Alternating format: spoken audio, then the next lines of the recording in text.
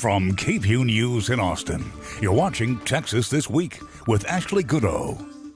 Good Sunday morning. There are just 9 days left in the 88th Texas legislative session, and this week, Speaker of the House Dade Phelan seemingly came up with a property tax relief plan to make both the House and Senate happy.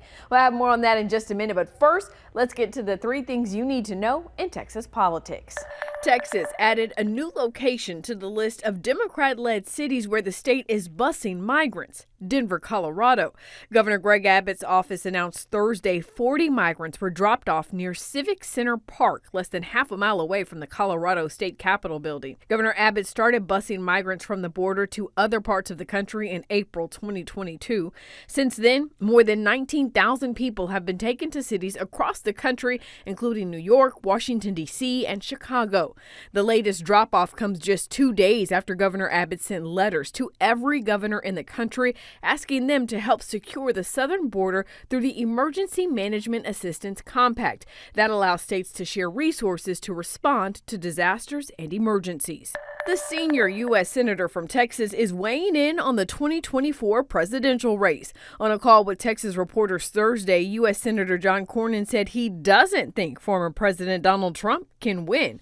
Senator Cornyn told journalists, quote, "I think President Trump's time has passed him by." He went on to say, quote, "I don't think President Trump understands that when you run in a general election, you have to appeal to voters beyond your base."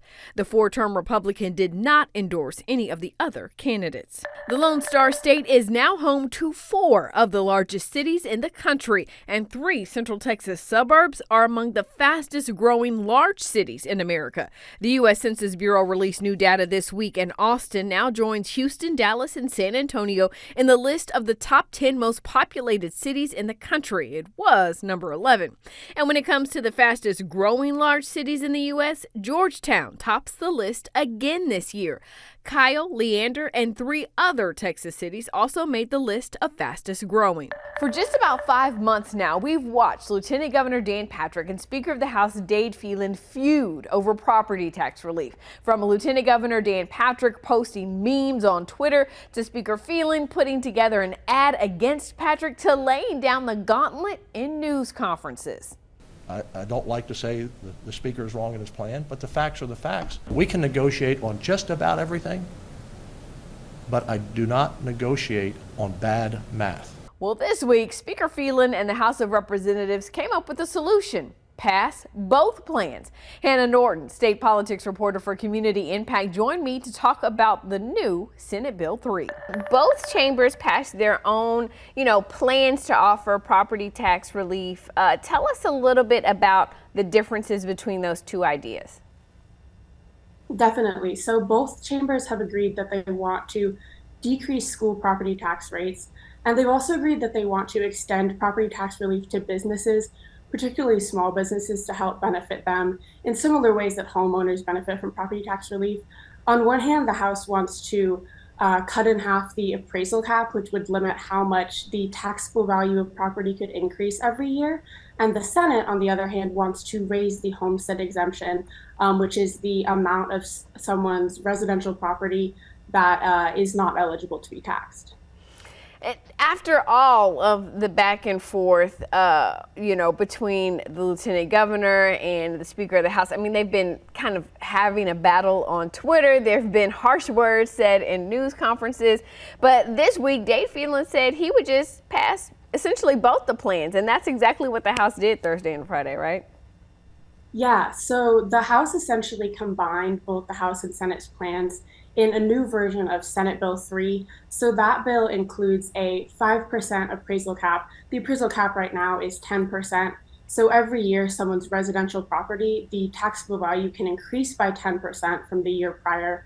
Under this new plan, it would only be able to increase by 5%, which would just give Texans a better idea of how much their property might increase, how high their property tax bill might be for the next year.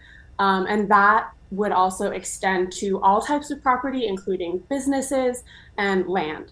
And then it also includes the Senate's side, which is the homestead exemption. Right now, Texans get a $40,000 homestead exemption. Texans ages 65 and older and people with disabilities get $50,000. The Senate wanted to increase the exemption to $70,000 for homeowners and $100,000 for seniors and those with disabilities. But the House version of SB 3 gives all homeowners a $100,000 exemption and $110,000 for seniors and the disabled. House leaders estimate this will save the owner of a $350,000 home about $2,800 over the next 2 years. Property tax relief has become a point of contention in the Texas Capitol. All of the lawmakers want to get it done, but the House and Senate have different ideas on what to do. Reduce appraisal caps or increase the homestead exemption. Well, this week, Speaker of the House Dade Phelan said, let's do both in a new version of Senate Bill 3. Let's continue our conversation about the bill with Hannah Norton, state politics reporter for Community Impact. You know, Senate Bill 3 passed the House with really little debate. Everyone seemed to be on board. It passed 140 to 5. Have we heard any response from Dan Patrick about the plan? So Dan Patrick hasn't said anything new about this new property tax plan so far, but he has made some comments in the past that have just been fiercely opposed to appraisal caps. He has said that appraisal caps are more of a California-style plan and that they wouldn't work as well in Texas, so he does not want to change that appraisal cap. He told reporters last month that appraisal caps are essentially bad math. He said that he can negotiate on pretty much everything, but can't negotiate on bad math. You know, Texas lawmakers are constitutionally required to do just one thing each session, that's pass a budget. Talk to us about how this property tax relief plan and the fight between the chambers is holding that up. Both chambers and their versions of House Bill 1, which is the budget for this year, are planning to reduce property taxes. Both chambers are planning to use about $5 billion in state funds to cover existing property tax cuts, which were approved in previous sessions. And so they do need to pass this property tax relief right now and find some sort of middle ground in order to pass the budget. And now, the last word.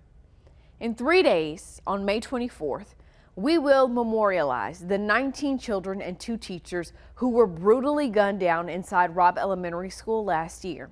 For a year now, we've watched State Senator Roland Gutierrez try to get the Senate to consider or even just hold a committee hearing on a piece of his gun legislation aimed at preventing another mass shooting. It hasn't happened. Thursday, the Senate debated House Bill 2454 to make it a felony for someone to buy and give a gun to a person who is not legally allowed to have one.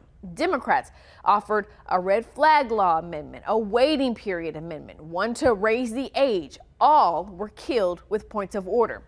The senators didn't even get a chance to vote on those ideas.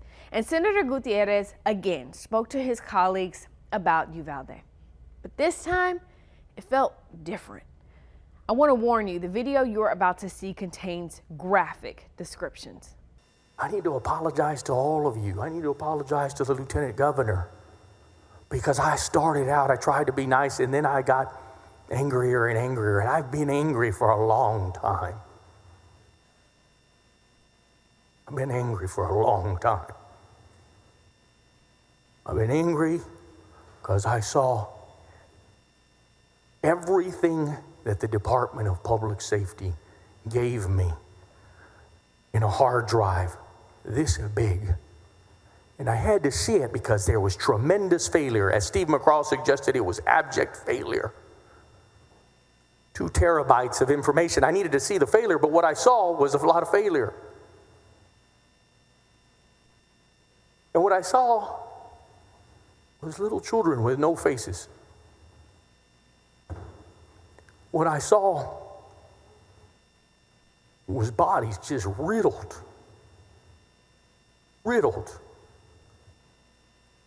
Blood everywhere. 3 piles of kids, 2 of them with teachers draped over them in one room, kids in another room, piled together because that's what we train them to do. We train them to go huddle together. I know you think that we have done some good things on school hardening, and we have. The senator, the chairwoman, has passed a good piece of legislation, hopefully in a few minutes. But it is hardly enough.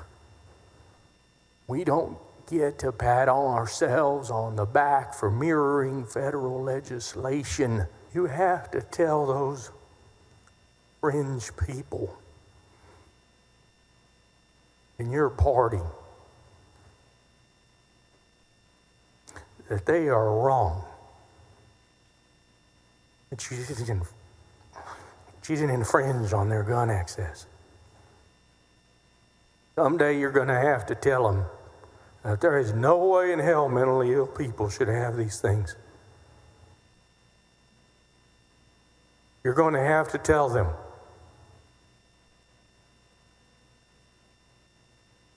that you have to have some restrictions on people on how they access these weapons. You're even going to have to tell them that an 18-year-old shouldn't be able to buy an AR-15 like he's buying soda pop at 7-Eleven.